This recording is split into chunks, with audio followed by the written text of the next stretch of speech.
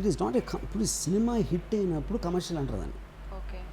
శివ తీసిన టైంలో ఏమాడి బాలకృష్ణ గారు ముద్దుల మావయ్య, చిరంజీవి గారి ఏదో రుద్ర భీము ఇలాంటి సినిమాలు ఆడి.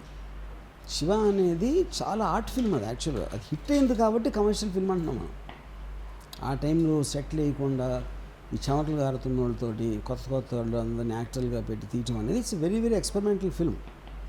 కానీ ఒక హీరోయిజాన్ని ఎలివేట్ చేయడంతో ఆ సినిమా చాలా కరెక్ట్ అది హిట్ హిట్ అయింది కాబట్టి మాట్లాడుతున్నాను. అది నేను చెప్తున్నాను.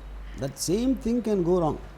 ఓకే. సో ఇప్పుడు ఇవాళ పెద్ద హీరోని ఓపెనింగ్ ఇంట్రడక్షన్ సీన్లో చప్పట్లు కొట్టాలి, ఫుల్ మొత్తం థియేటర్లో అందరు లేచిపోయి కాయిన్లు ఇసిరేసి పూలు ఇసురుతారు.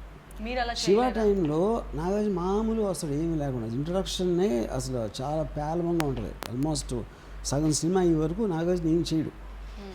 ఎందుకంటే నాగార్జున ఇమేజ్ కూడా శివ టైంలో it was not very big.